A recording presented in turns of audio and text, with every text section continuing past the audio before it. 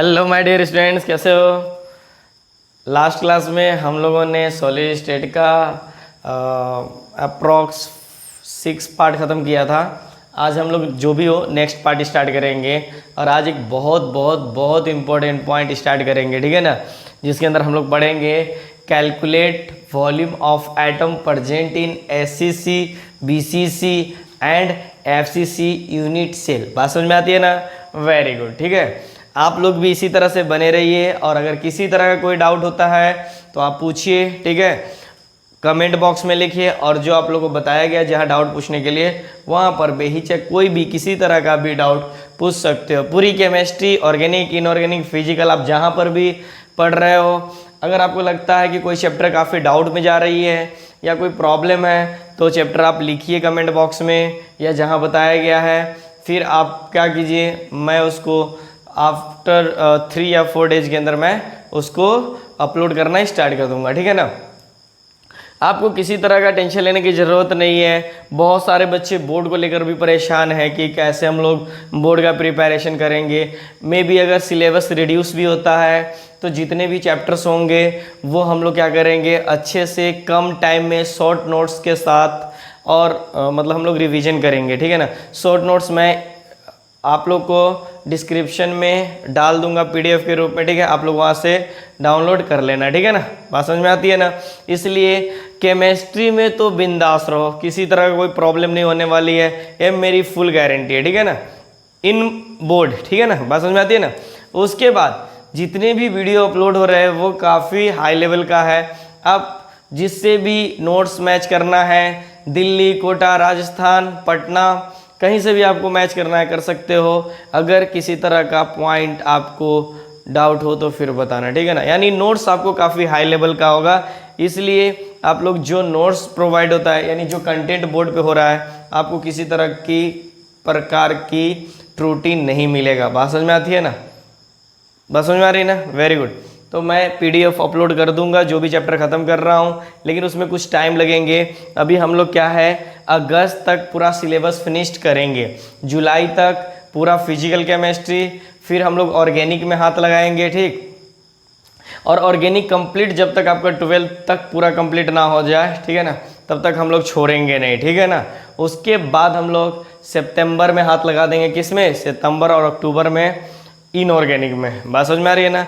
तो इसलिए किसी तरह का कोई प्रॉब्लम अपने आप पे मत लेना, ठीक है ना।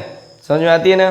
चलिए, और हाँ, अगर किसी तरह का यहाँ से कोई सॉलिड स्टेट में प्रॉब्लम आ रही है तो आप लोग लिखिए, ठीक है ना। हाँ, आजकल वीडियो में थोड़ा सा प्रॉब्लम आ रही है कि एक रोज़ अपलोड नहीं हो पा रहा है, यानी पर डे नहीं हो पा रहा है, यानी एक दिन अल्टरनेट करके हो जा रहा है। तो थोड़ा मैं जान से कर रहा था थोड़ा सा, ठीक है ना, क्योंकि आप लोग पढ़ तो रहे नहीं हो, ठीक है। आप लोग मस्ती कर रहे हो, सोच रहे हो ऑनलाइन पढ़ने से क्या होगा, ठीक है।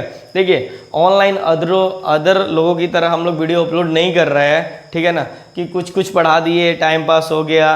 देखिएगा ना, जो बड़ी बड़ी काफ़ी प्लेटफॉर्म जो है यूट्यूब पे, वहाँ पर क्या करती है, ये देखो बच्चों, ये हो गया, ये हो गया, ये हो गया, ये हो गया आपका कंप्लीट 1 घंटे के अंदर। या शॉर्ट वीडियो जो आप देखते रहते हो ना यूट्यूब पे, वो बिल्कुल मत देखिए, ये आपके लिए बहुत हानिकारक है।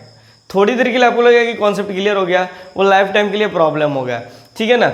जितना लंबा वीडियो होता है इसके अंदर, इसका मतलब ये हुआ कि उसका कॉन्सेप्ट उतना ज़्यादा क्लियर कराया गया है। बात समझ में आती है ना। चलिए, आज हम लोग स्टार्ट करेंगे calculate volume of atoms present in SCC, BCC and FCC of unit cell, ठीक है ना।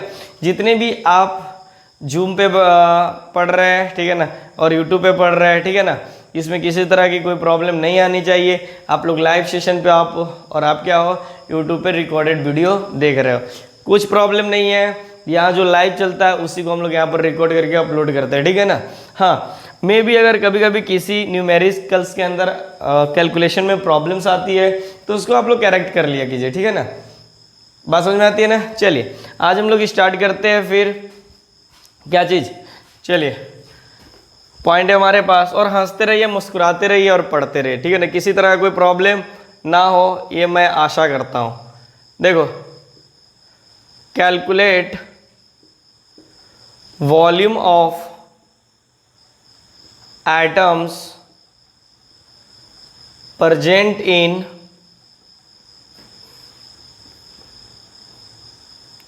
ACC सिंपल क्यूबिक, ठीक है ना, उसके बाद BCC and FCC unit cell, ठीक है ना, बात समझ में आती है ना। देखिए पहले तो मैं बोलूँगा कि इसकी पॉइंट को समझिए, किसी तरह कोई प्रॉब्लम होती है तो फिर बताइएगा, ठीक है ना, और कमेंट बॉक्स में लिखते जाइएगा, ठीक। चलिए मान लीजिए अगर आपके पास कोई क्यूब है, क्या है क्यूब, क्या है, आप जिस रूम में बैठे हुए हो वही आपका क्यूब है, ठीक है ना। मैं क्या बोला कि अगर आप सॉलिड स्टेट बैठने पढ़ रहे हो तो रूम में बैठो और अपने आप को सेंटर पे महसूस करो, यानी सेंटर पे कुर्सी लगाओ और बैठो, ठीक।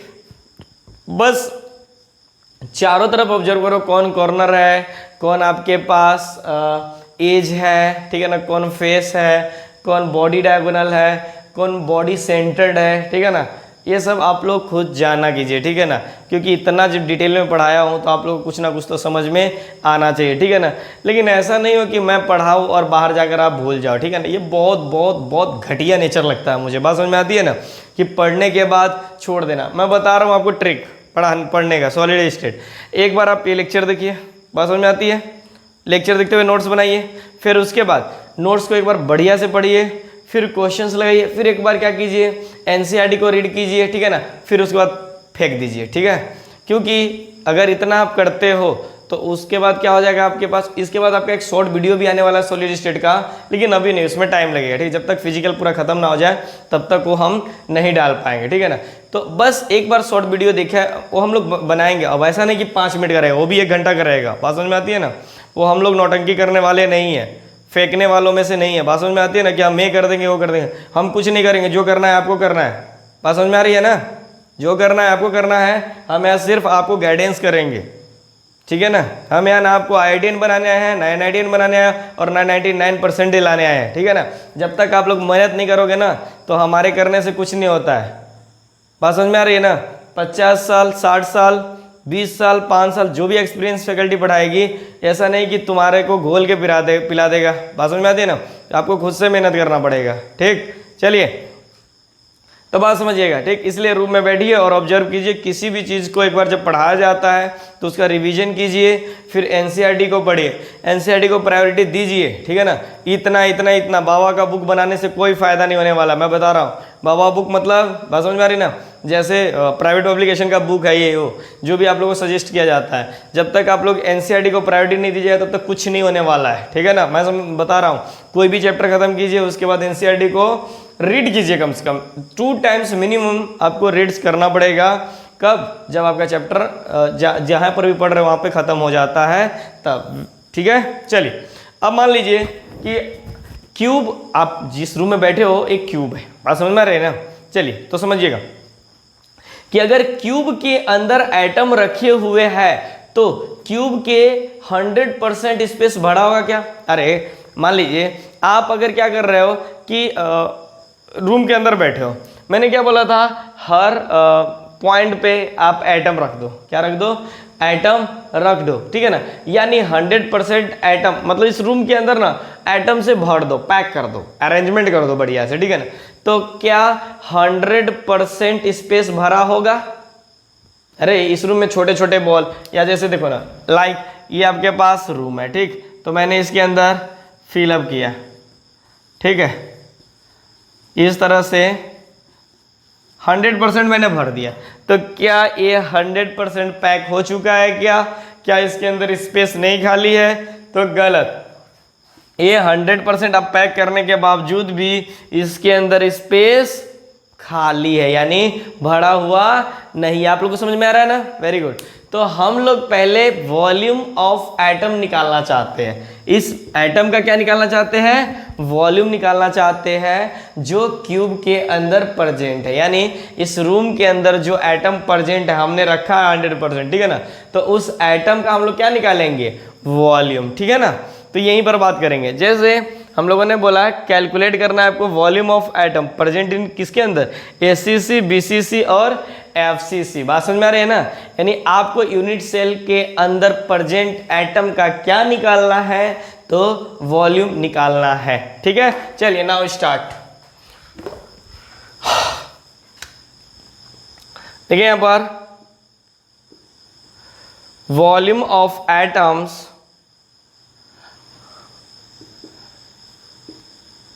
इनसाइड यूनिट सेल, बोले तो नंबर ऑफ एटम्स या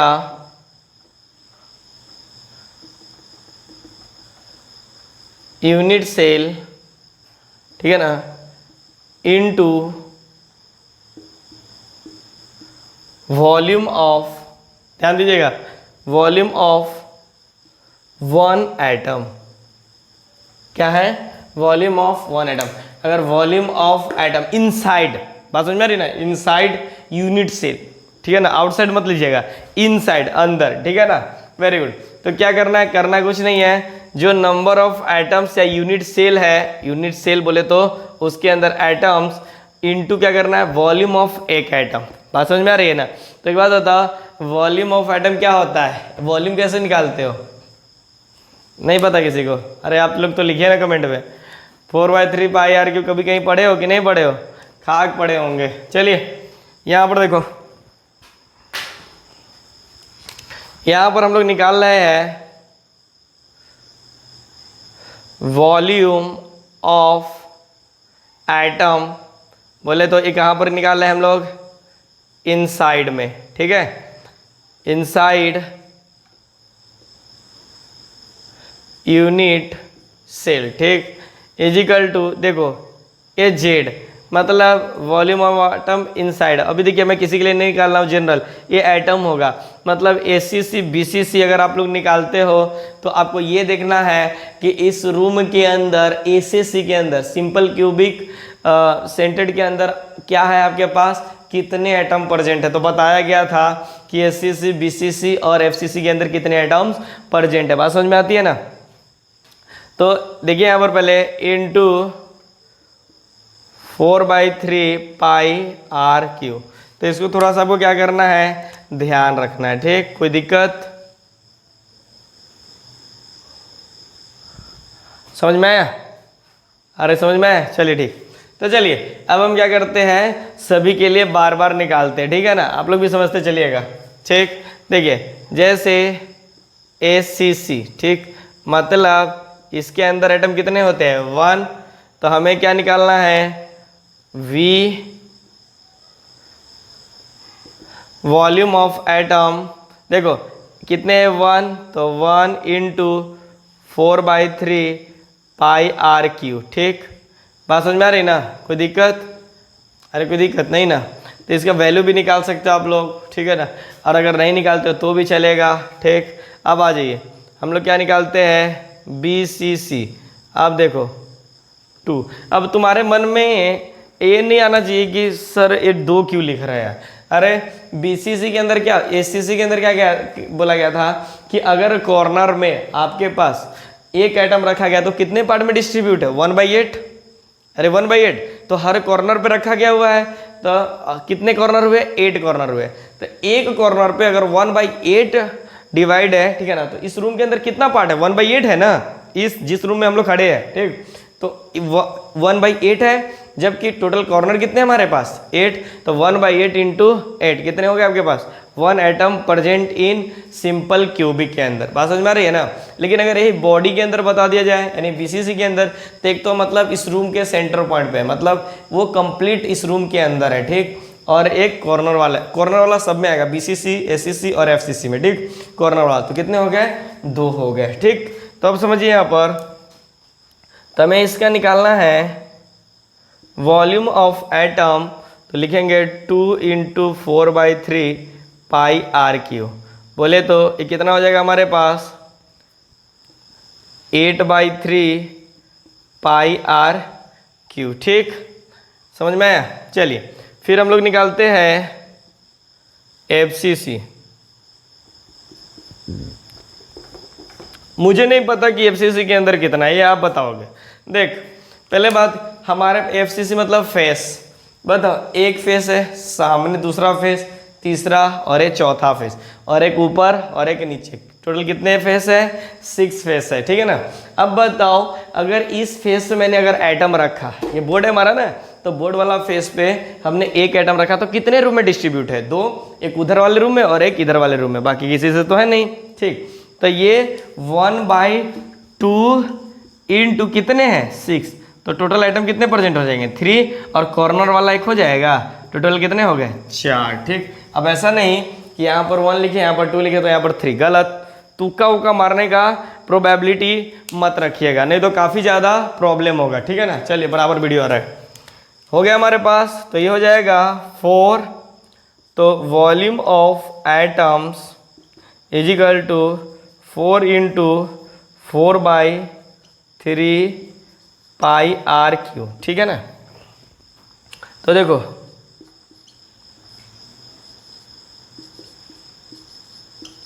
पाई आर क्यू, कोई समस्या किसी तरह का?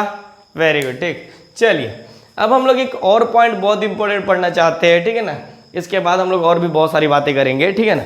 लेकिन हम लोग आते हैं पैकिंग इफिशियंसी। क्या होता है? Packing efficiency. कहने का मतलब कि अगर जिसको आपने पैक किया है वो कितना % पैक है।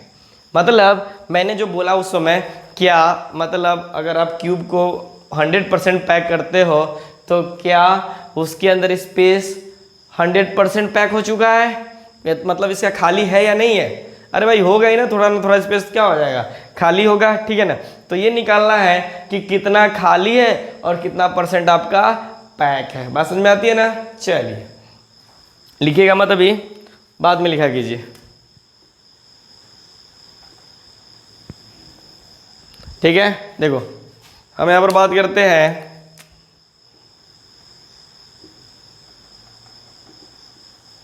पैकिंग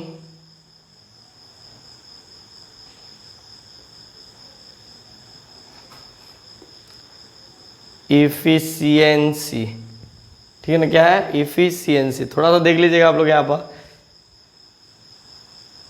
पैकिंग इफिशियंसी हम लोग इसको इससे डिनोट करते हैं, ठीक है। चलिए देखते हैं, हम लोग थोड़े से पॉइंट लिखते हैं। Percentage of space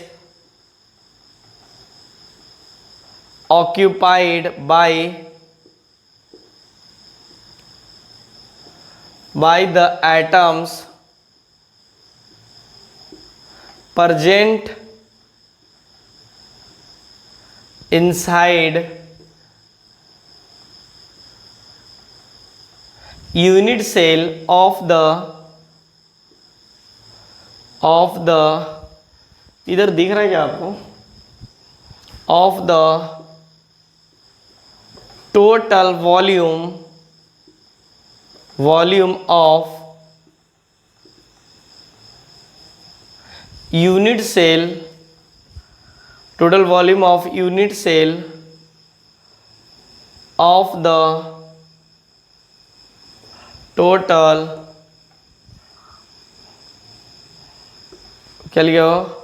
of the total of unit cell is, ओहो 2 बार लिखा गया, रुकिए 2 बार लिखा गया ना। वॉल्यूम ऑफ यूनिट सेल, इसको मिटा दे क्या? Volume of unit cell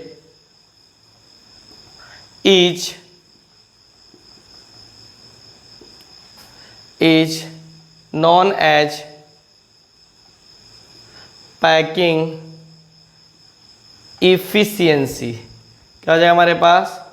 if यहाँ पर ही लगा दीजिएगा, इफिशियंसी यानी पी ए। बात समझ में आती है ना। थोड़ा बस ध्यान दीजिए, कोई दिक्कत ना हो इसके लिए बात कर रहा हूँ, ठीक है ना। यानी आप लोग समझिएगा बढ़िया से कि परसेंटेज ऑफ ऑक्यूपाइड क्या है? ऑक्यूपाइड। मतलब सिंपल सी बात बताए, मतलब समझिएगा कि कितना % वो स्पेस को ऑक्यूपाइड किया हुआ है और कितना नहीं किया हुआ है। अगर नहीं किया हुआ उसको क्या बोलेंगे अपन? वॉइड या स्पेस ऑफ एम्प्टी, मतलब वो खाली स्पेस। बात समझ में आती है ना। Very good. ठीक, तो थोड़ी सी हम लोग क्या करते हैं, इसका एक सिंपल सा फॉर्मूला मैं बताता हूं जिसके बेसिस पे आप लोग निकाल सकते हो।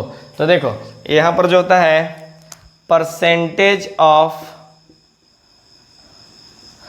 पैकिंग इफिशियंसी, ठीक है ना, क्या हमारे पास परसेंटेज ऑफ पैकिंग इफिशियंसी, तो हो जाएगा आपके पास वॉल्यूम ऑफ एटम, ठीक है ना, बात समझ आती है ना, और volume of unit cell into 100, क्योंकि परसेंटेज निकाल रहे हो ना, बात समझ में आती है ना, ये ध्यान रखिएगा।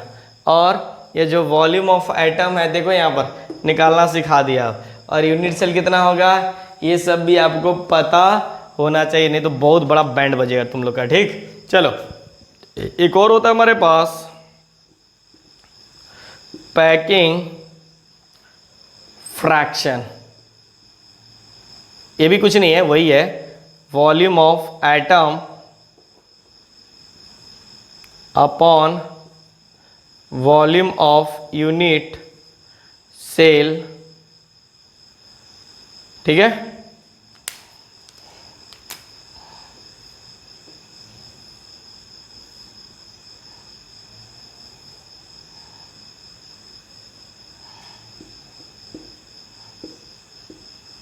देखो ये बार एक बार ही ध्यान रखना पड़ता है, ठीक है ना, मैं एक बताऊंगा, दूसरा आप लोग अपने से भी बना सकते हो, ठीक है ना। अगर गधे हो तो बनाओगे नहीं, जितना बताया उतना समझिएगा, आप लोग बहुत समझदार हो मुझे पता है। ठीक, चलिए तो यहाँ पर बात करते हैं, सबसे पहले एक क्वेश्चन लिख दे, क्या क्वेश्चन के टर्म में कि calculate the packing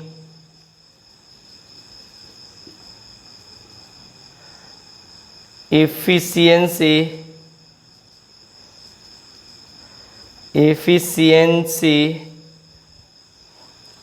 of ACC, BCC and FCC, क्या चीज़ ऑफ यूनिट सेल, मतलब ऐसे क्वेश्चन बना दिया, कोई क्वेश्चन नहीं होता है। ठीक है, तो चलिए हम पहला पॉइंट स्टार्ट करते हैं आपके पास, ठीक है, क्या चीज़ है ACC, ठीक है ना। बताओ ACC में वॉल्यूम ऑफ एटम कितने होंगे, आप ही बताइएगा, आप सभी लोग, ठीक है ना, आप लोग भी देखिएगा, ठीक है ना, कितना हो जाएगा, क्योंकि ये देखो यहाँ पर ऑलरेडी आपके पास यहाँ पर गिवन है, तो लिख सकते हैं 4/3 पाई RQ। अब बता, ये तो मैंने बता दिया, बताओ हमारे पास यहाँ पर इसका कितना हो जाएगा, अगर नहीं निकालोगे तो फिर बैंड बच जाएगा। थोड़ा सोचिए आप लोग कि क्यूब का कितना हो जाएगा और कैसे हो जाएगा, कितने हो जाएंगे, नहीं पता, तुम लोग ऐसे ही पढ़ो 8RQ कितना हो जाएगा, क्योंकि देखो ना ये क्या है हमारे पास यूनिट सेल है, वॉल्यूम का यूनिट सेल है, तो क्या निकाल लेंगे हम लोग मतलब 8RQ, ठीक है ना। तो देखो यहाँ से जब इसको कैलकुलेट करोगे इनटू 100 कर दो, 100 तो कैलकुलेट कीजिए तो कितना आ जाएगा आपके पास, देखो नीचे आएगा 4 दूना, ठीक, बस समझ आती है ना, RQ से RQ, ठीक, तो कितना हो जाएगा आपके पास, बस समझिएगा यहाँ पर, ये तो खत्म हो गया पाई अपॉन 3 दूना 6 इंटू 100, ठीक है ना, तो इंटू 100 तो कितना हो जाएगा आपके पास, इसका लगभग आपका ये वही ले लीजिएगा, मैथमेटिक्स में लेते हो ना, मेरा जो इसको इससे मल्टीप्लाई कीजिए था तो 52 पॉइंट समथिंग इतना ही आ रहा है 4%। ये तो हमारी पैकिंग इफिशियंसी आ गया, क्या निकल गया, एसएससी के लिए क्या आ गया हमारे पास, पैकिंग इफिशियंसी आ गया। ठीक, मुझे बताओ तो कितना परसेंट वॉइड होगा, मतलब परसेंटेज ऑफ वॉइड, वॉइड का मतलब होता है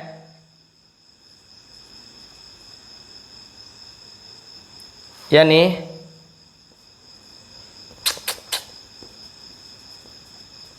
एम्प्टी स्पेस कितना हो जाएगा? अरे बस 100 में से इसको हटाना दीजिए, तो 100 में से इसको हटाइएगा तो 52, तो यहाँ पर क्या हो जाएगा 6 पॉइंट, ये कितना बचा 2, तो ये 8 हो जाएगा ना, तो ये हो जाएगा और आपके पास 4 हो जाएगा। ठीक, तो यहाँ पर गलत होगा आपके पास, ये भी ध्यान रखना। बस इसी के बेसिस पर आप किसी का भी निकाल सकते हो। ठीक, तो ऐसे कीजिए, आप लोग नोट कीजिए, मैं फिर से इसका अगला बताता हूँ। ठीक, फटाफट नोट कीजिए।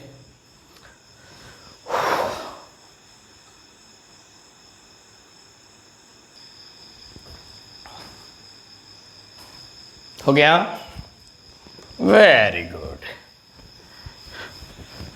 नहीं हुआ रहे तो स्क्रीनशॉट ले लिया कीजिए। ठीक है,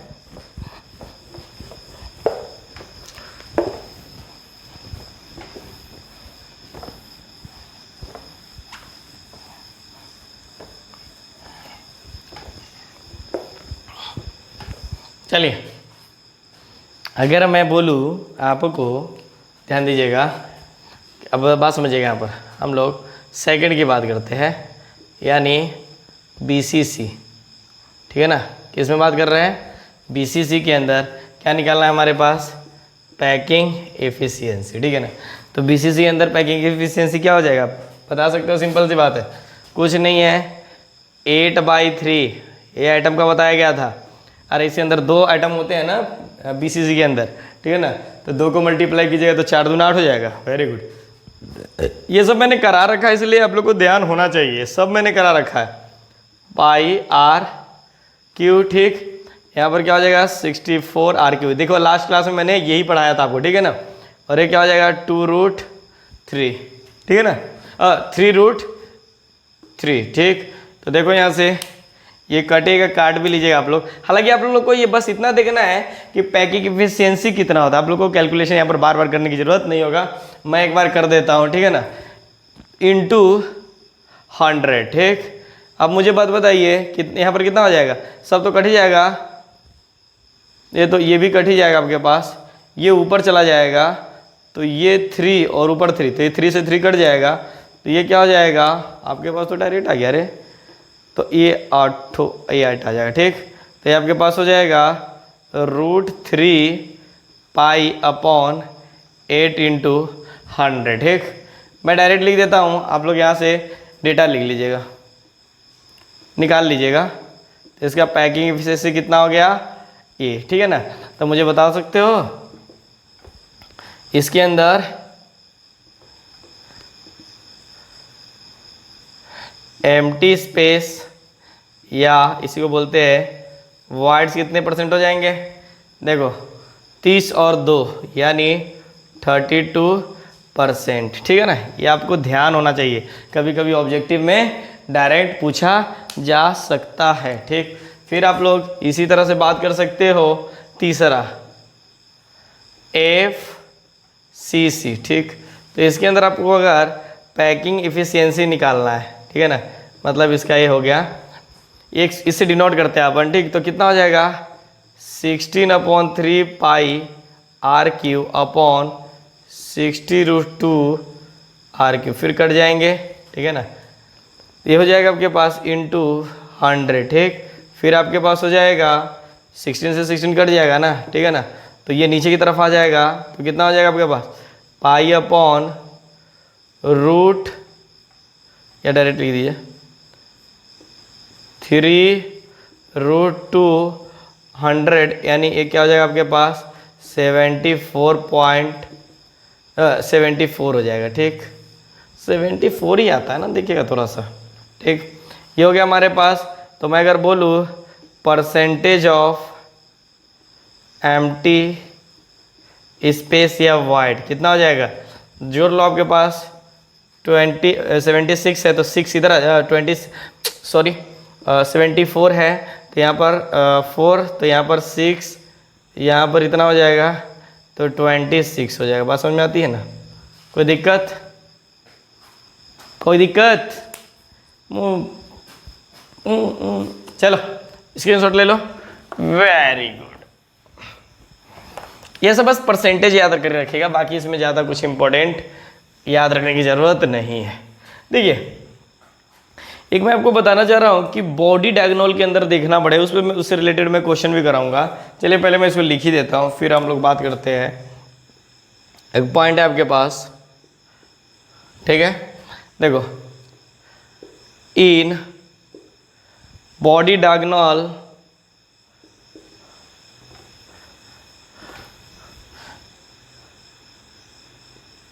एक मिनट देखते हैं स्पेस कहाँ तक आ रहा है, बराबर जा रहा है, थोड़ा सा ऊपर कर देते हैं। हाँ देखिए इन BD यानी body diagonal maximum possible packing efficiency,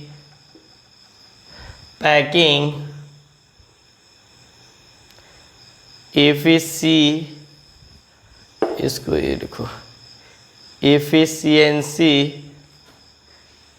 कितना है 74% and it is show by cubical closed packing बोले तो इसके अंदर CCP डेट इज FCC, ठीक है ना। यहाँ पर ध्यान रखिएगा कि ये दोनों लगभग बराबर होगा, मतलब दोनों सेम होगा, ठीक है ना। बात समझिएगा, कभी भी ऐसा लिखा रहे तो इसको आप लोग क्या लेके चलना है, सेम, ठीक है ना। एंड हेक्सागोनल क्लोज्ड पैकिंग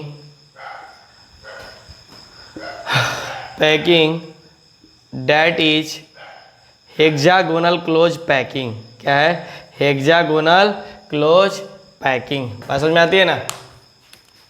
ये हम लोग BD के अंदर की बात की है, ठीक है। चलिए ये थोड़ा सा ध्यान रखिएगा हमेशा, नहीं तो कि फिर प्रॉब्लम क्रिएट होगा, ठीक है। देखो बोला in the BD maximum possible packing efficiency 74%, कितना है 74%, and it is show by cubical closed packing. इसके अंदर हम लोग क्या बोलेंगे, FCC और CCP के लिए बात कर रहे हैं, ठीक है ना। CCP और FCC का मतलब एक ही है, ठीक। एंड हेक्सागोनल, ये आप लोग आगे जाके पढ़िएगा, मैं बताऊंगा, ठीक है ना। अभी यहाँ पर नहीं करा रहा हूँ, नहीं तो काफ़ी कंफ्यूजन आएगा, ठीक। And hexagonal closed packing that is, इसको क्या बोलेंगे, SCP, हेक्सागोनल क्लोज्ड पैकिंग। बात समझ में आती है ना। चलिए इतना करने के बाद हम लोग क्या करते हैं, एक छोटा सा क्वेश्चन करते हैं, ठीक है, बराबर है। चलो तो रेड मार्कर से लिखते हैं, बहुत देर से यही मार्कर चला रहे हैं। चलो आपके लिए एक क्वेश्चन दिया जाता है, ठीक, बोला जाता है, इंपॉर्टेंट क्वेश्चन भी है, calculate the packing efficiency, but दिख नहीं रहा है, efficiency of unit cell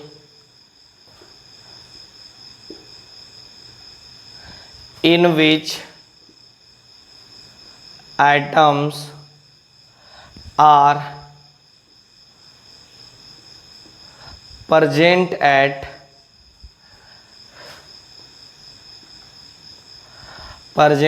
corner। देखिए पॉइंट समझिएगा कि क्वेश्चन के अंदर लिख के क्या दे रहा है। सबसे बड़ी कंफ्यूजन क्या होती है कि हम क्वेश्चन पढ़ते नहीं है, और ये सबसे बड़ी हमारी डिमेरिट होती है, चाहे वो सॉल्यूशन चैप्टर हो, चाहे वो केमिकल काइनेटिक्स हो, चाहे वो सॉलिड स्टेट हो, ठीक है ना, 12th की बात बता रहा हूँ, चाहे वो इलेक्ट्रोकेमिस्ट्री हो।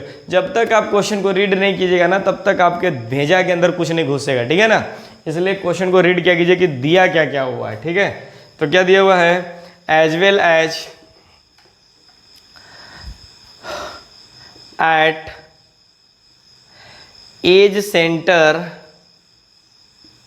ठीक है ना, ठीक है ना। अब सेंटर आपके पास डायग्राम दिया हुआ है, ठीक है। जैसे मान लीजिए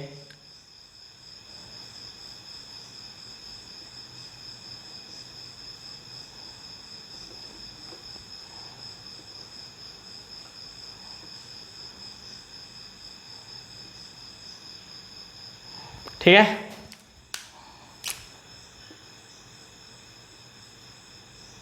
ये हो गया हमारे पास। अब समझिए ए, तो यहाँ पर ए निकालिएगा तो कितना हो जाएगा आपके पास, तो ये यहाँ पर हो जाएगा ए इक्वल टू 4 आर, बताया गया था 4 आर, तो वी क्या हो जाएगा, यानी V unit cell, volume of unit cell कितना हो जाएगा 4 आर का क्यू, ठीक है ना। तो कितना हो जाएगा हमारे पास 64 आर का क्यू। आ जाए हमारे पास सॉल्यूशन। तो देखो यहाँ पर जेड, क्वेश्चन के अंदर क्या क्या दे रखा है, देखो बोल रहा है जेड निकाल, पहले एटम निकाल लेते हैं हम लोग, फिर देखते हैं शेल, या अब इसको छोड़ दीजिएगा, अभी रुक जाइएगा, यहाँ पर देखिए ये सब आपको निकालना आना चाहिए। देख लो, कैलकुलेट द पैकिंग एफिशिएंसी, आपको निकालना है packing efficiency of unit cell in which atoms are present at corner, corner पे प्रेजेंट है, तो इसका मतलब 8C, कहने का मतलब कितने एटम प्रेजेंट है हमारे पास 8C पे इंटू 1/8। फिर क्या बोल रहा है as well as edge centre, तो एज सेंटर हमारे पास प्लस 12EC, और एक एज सेंटर कितने में डिस्ट्रीब्यूट होता है 1/4, ठीक। तो 4 तिहाई 12 और 8, तो यहाँ पर इसकी वैल्यू कितना हो जाएगी जेड इक्वल टू 4 हो जाएगी, ठीक, कोई दिक्कत नहीं। फिर इसके बाद हमारे पास आता है वॉल्यूम ऑफ एटम, ठीक है ना, बस समझिए इसका कितना आया 4 एटम आया, तो वॉल्यूम ऑफ एटम कितना होता है, एटम का वॉल्यूम 4/3 पाई आर क्यू, और एटम कितना था, वॉल्यूम ऑफ एटम निकालना है ना, तो 4 इंटू, ध्यान से देखिए क्या हो जाएगा हमारे पास 4/3 पाई आर क्यू, तो कितना हो जाएगा हमारे पास चौकिम 16/3 pi are cube volume of atom, ठीक है ना। वॉल्यूम ऑफ एटम आ गया, और यहाँ पर वॉल्यूम ऑफ यूनिट सेल आ गया, क्या आ गया यूनिट सेल, इसको अपर में रखिए, इसको नीचे में रखिए, आपके पास ये आ जाएगा, आपके पास ध्यान रखिएगा एटम्स कहाँ कहाँ प्रेजेंट है दिया हुआ है क्वेश्चन में, ठीक है। अब समझिए यहाँ पर, फिर यहाँ पर इसके एज पे ये सब अच्छे से बनाया कीजिए, आप लोग नहीं बनाइएगा तो फिर तेल बेचने जाइएगा। ये हो जाएगा इस तरह से, सब एटम को फिलअप कीजिए, ठीक। तो आप निकाल सकते हो पैकिंग एफिशिएंसी, अभी तो इतना बताया गया, तो आप लोग निकाल लीजिएगा पैकिंग एफिशिएंसी बराबर कितना हो गया हमारे पास वॉल्यूम ऑफ एटम और वॉल्यूम ऑफ यूनिट सेल, ठीक। आप यहाँ पर करना कुछ नहीं है, वैल्यू दोनों को पुटअप कर दीजिए और जो आएगा आपके पास आंसर आ जाएगा, आप लोग निकाल लीजिएगा, ठीक। बस कॉन्सेप्ट क्लियर कराना था, मेरा काम हो गया, ठीक। चलिए, तो यही था हमारे पास। कभी कभी जो क्वेश्चन पूछा जा सकता है आपसे इनडायरेक्टली पैकिंग एफिशिएंसी का, तो कुछ इसी तरह से क्वेश्चन पूछा जा सकता है, ठीक है। चलिए नेक्स्ट, अब हम लोग थोड़ा सा देखिए, ये बार बार कभी ना कभी किसी न किसी एग्जाम में पूछा जाता ही है, ठीक है ना। कोऑर्डिनेशन नंबर, बात समझ में आ रही है ना, कोऑर्डिनेशन नंबर, ठीक है ना। कोऑर्डिनेशन नंबर में बहुत सारे बच्चों को कन्फ्यूजन होती है, बताऊं क्यों, क्योंकि जब हम लोग पढ़ते थे ना, तो उस समय जो हमें टीचर पढ़ाते थे, तो उस समय हमें थोड़ा थोड़ा समझ में आ गया था पहले बार, लेकिन दूसरा बार काफ़ी क्लियर हो, जब हम लोग ने एनसीईआरटी को रीड किया था तो काफ़ी अच्छा कॉन्सेप्ट क्लियर हुआ था। एनसीईआरटी में थोड़ा सा डायग्राम जो है ना 3D टाइप का बना कर दिया भी हुआ है, ठीक है ना।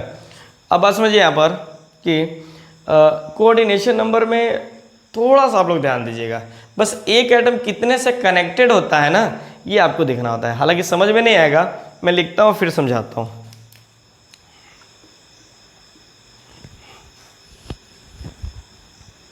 यहाँ पर है आपके पास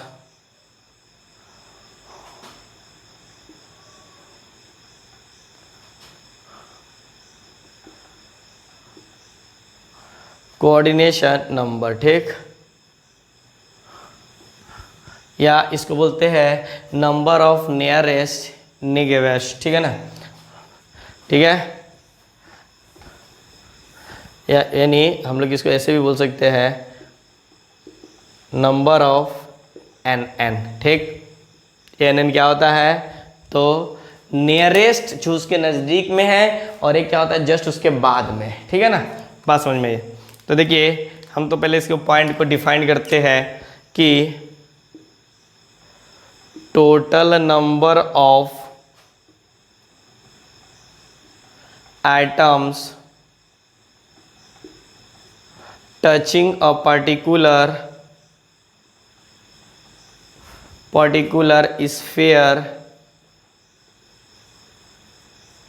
sphere in the given unit cell is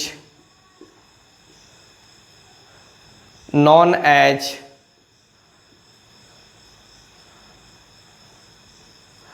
coordination number of the coordination number. इतना ही रहने दो, इस ज़्यादा पार्ट लिखने की भी ज़रूरत नहीं है, ठीक, बात समझ में आती है ना। जैसे देखो हम यहाँ पर आप लोगों को एक डायग्राम के थ्रू बता रहे हैं, ध्यान दीजिएगा सब।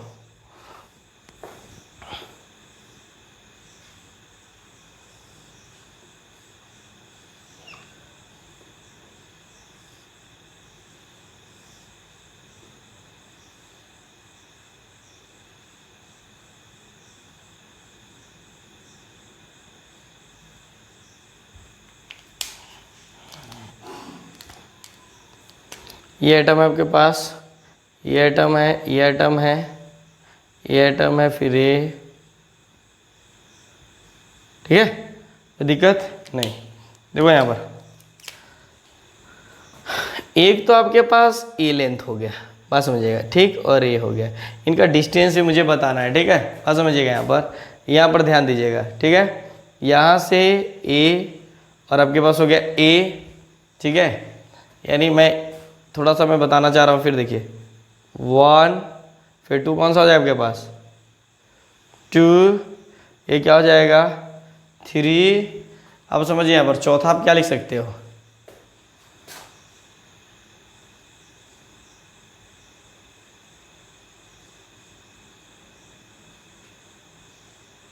चौथा आपके पास, एक मिनट,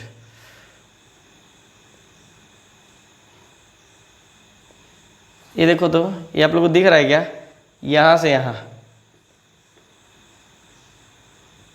ये 4 हो गया, और ये क्या हो गया हमारे पास, ये वाला पॉइंट 5 हो गया, ठीक, और देखो इस डायगोनल को ये क्या हो गया हमारे पास 6 7 हो गया, ठीक, और एक यहाँ से भी दे सकते हो आप लोग 8 हो गया, ठीक, और एक देखो तो ध्यान से सब लोग, थोड़ा टेढ़ा हो गया,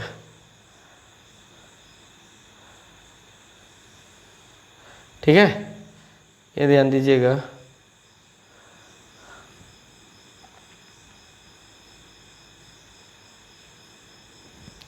ये हो गया, ये आपके पास हो गया 6, ठीक, तो ध्यान दीजिए थोड़ा सा आपको इसके अंदर इसका लेंथ भी पता होना चाहिए, ठीक है ना। जैसे ये देखो इसका कितना है ए, समझ में आ रही ना, लेकिन ध्यान दीजिए ये देखो ये बॉडी जो डायगोनल है हमारे पास, इसका कितना हो जाएगा √2a, देखो यहाँ पर। और एक बात ध्यान रखिएगा, ये बॉडी डायगोनल है, कौन सा आपके पास, ये बॉडी डायगोनल है, कौन सा, ये वाला। अगर ये बॉडी डायगोनल है तो ये और ये, इसका कितना आ जाएगा √3a, ये मैंने निकालना बता दिया था आपको, ये, ठीक है ना। उसके बाद एक बात समझिए, ये वाला जो दिख रहा है ये बीच में, तो इससे कितना हो जाएगा हमारे पास √2 ये हो जाएगा। बात समझ में आ रही ना। अगर एक बात समझिए, एक और बात और, ये जो हो जाएगा ना, ये नहीं, ये बॉडी डायगोनल नहीं है आपके पास, क्या है, बात समझिएगा, ये क्या हो जाएगा हमारे पास √2 है, क्योंकि ये इधर वाला फेस है, जो फेस दिख रहा है ना आपको, तो ये इधर वाला फेस है। बात समझ में आ रही है ना। तो देखिए, तो ये दिखाना होता है कि कितने से कनेक्टेड है। अभी भी आपको समझ में नहीं आ रहा होगा, ये मैंने पॉइंट बताया, ठीक। तो बात समझिए यहाँ पर कितने से टचिंग पे है। तो देखो वाला मतलब पहला ये जो एटम है हमारे पास, ये कितने से कनेक्टेड है। तो देखो 1 2 3 नीचे की तरफ है, ये समझ में आ रहा है ना। बस इतना समझना, अभी रुक जाइए। यहाँ पर इसी को पॉइंट लिखता हूँ। देखो arrangement,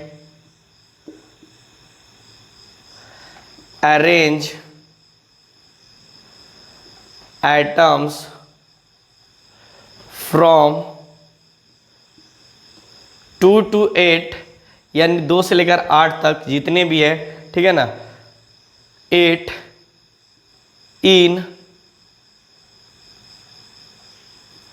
in increasing order of distance from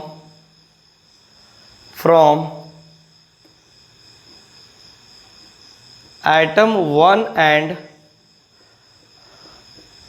and also calculate, लिख दूं क्या पूरा, calculate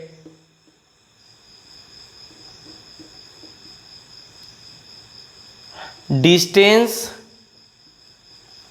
in the given unit cell. क्या है, गिवन यूनिट सेल। देखिए एक मैं आपको पॉइंट बताता हूँ थोड़ी सी, जिससे कि आपको थोड़ा सा इस डायग्राम से तो उतना क्लियर नहीं रहा, इसे मैंने बताने का प्रयास किया था, ठीक। तो हम एक और देख लेते हैं डायग्राम, जिससे कि आपका और कॉन्सेप्ट क्लियर होगा। कोऑर्डिनेशन नंबर, बात समझिएगा।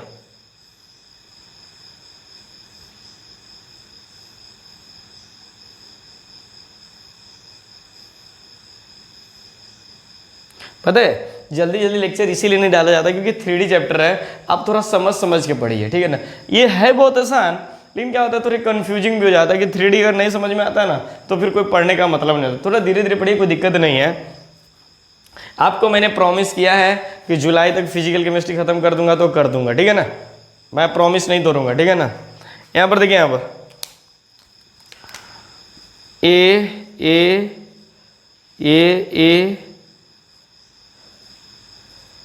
एटम्स है, ठीक है ना। बात समझिए, यहाँ पर मुझे इस कॉर्नर को पकड़ा। देखो अगर ये इधर की तरफ है तो इधर भी हो सकता है, ये हो गया।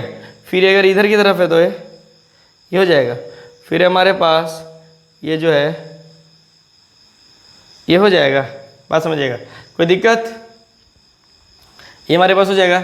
अब मैं आप लोग एक पॉइंट बताता हूँ, ठीक। ये कितने से कनेक्टेड है, ये वाला एटम की बात कर रहा हूँ। ये 1 हो गया, ठीक है। ये अब आपके ऊपर डिपेंड करता है। ये 1 हो गया और ये क्या हो जाएगा आपके पास, 2 हो जाएगा। 2 नहीं होगा, गलत हो जाएगा। ये है ना जिससे कनेक्टेड है, तो ये हो जाएगा आपके पास, एक ये हो जाएगा। तो रुकिए दो,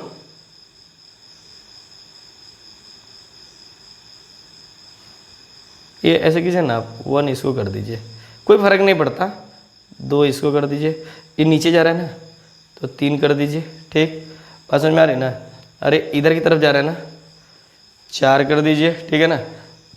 ऊपर की तरफ जा रहा है 5 कर दीजिए, और इधर की तरफ जा रहा है 6 कर दीजिए।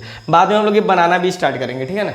ये एक एटम को कितनों ने घेर रखा है, 1 2 3 4 5 6, तो यही होता है हमारे पास कोऑर्डिनेशन नंबर। अच्छा, इन सब का अगर लेंथ की बात करेंगे, ये देखिए यहाँ से इसका कोऑर्डिनेशन नंबर कितना हो जाएगा। देखिए फर्स्ट एटम को कनेक्ट करके रखा है। देखो इसका बाजू वाला पहला हो जाएगा, और जो दूसरा होगा ना उसको बोलते हैं दूसरा वाला, यानी उसको n बोलते हैं, ठीक है ना।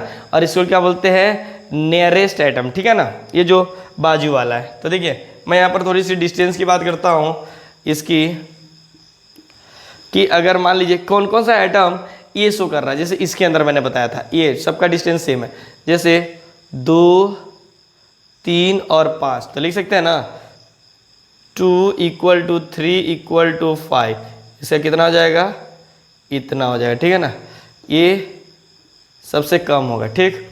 उसके बाद एक बात होती है, कौन सा रूट ए शो कर रहा था, तो देखो 4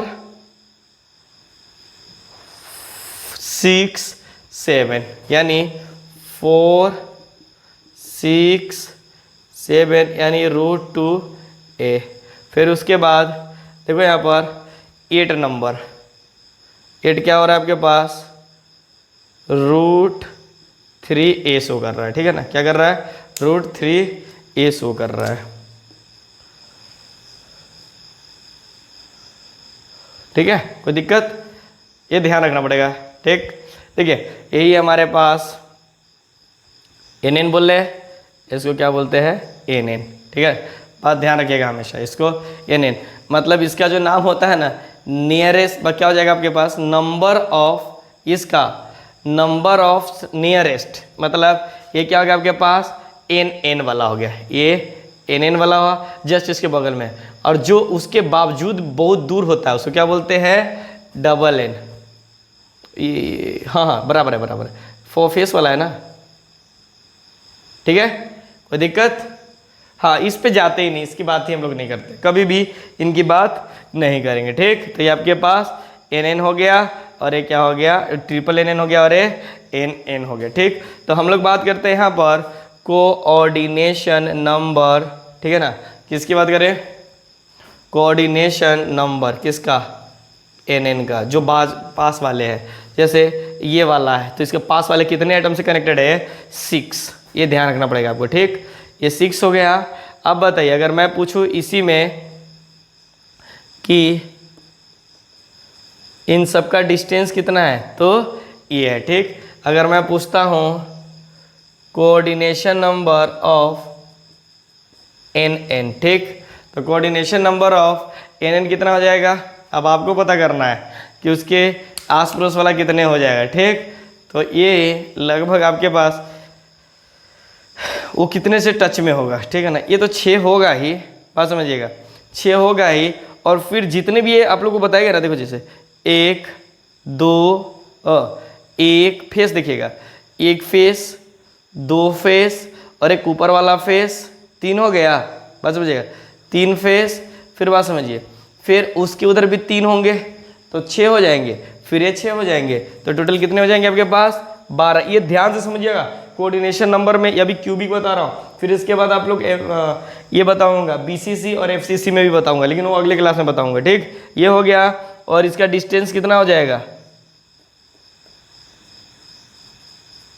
डिस्टेंस हो जाएगा आपके पास √2, ये हो जाएगा, कैसा हो जाएगा, 2, ये हो जाएगा, कोई दिक्कत, अरे कोई दिक्कत या नो, ठीक है। चलिए यहाँ से हम लोग आए तो कंप्लीट होता है, ठीक, कोई दिक्कत नहीं होनी चाहिए मेरे ख्याल से, ये आप लोग निकाल लीजिएगा अगर कोई कन्फ्यूजन ना हो तो। इसका अप्रॉक्स जो आता है आप लोग निकाल लीजिएगा, ये आपका बचा हुआ था, कितना आया था आपके पास, निकाल ही देता हूँ, 16/3 πr³ अपॉन, इसकी वैल्यू कितना है, 64 πr³, इसे कट जाएगा 16 चौका 64, ठीक। तो इसको डायरेक्ट कर दूँ क्या, बचा कितना हमारे पास, यानी 3 नीचे जाएगा ना, तो ये हो जाएगा हमारे पास π/4 12 × 100, ठीक। तो इसको जब मल्टीप्लाई कीजिएगा तो 26 के अप्रॉक्स आ जाएगा, देख लीजिएगा, ठीक है ना, जो इसकी पैकिंग एफिशिएंसी आएगी, निकालिएगा आप लोग, मैंने ऐसे निकाल दिया है, ठीक है। तो ये थी आज क्लास की हम लोग की सबसे इम्पोर्टेंट पॉइंट, कोऑर्डिनेशन नंबर। थोड़ा लंबा क्लास हो रहा है, इसलिए हम लोग क्या करेंगे, अगले क्लास में हम लोग यहीं से कंटिन्यू करेंगे।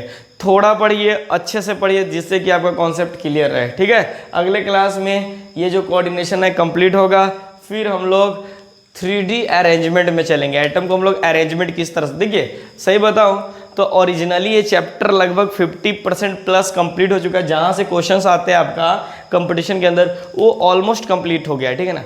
अब इसके बाद जो क्या होता है बोर्ड के लिए भी तो हमें देखना है ना, तो आगे हम लोग एटम को किस तरह से अरेंज करते हैं। देखिए जो भी जेईई का क्वेश्चन पूछेगा वो इसके अंदर से ही पूछेगा, जितना पढ़े है ना उससे पूछेगा।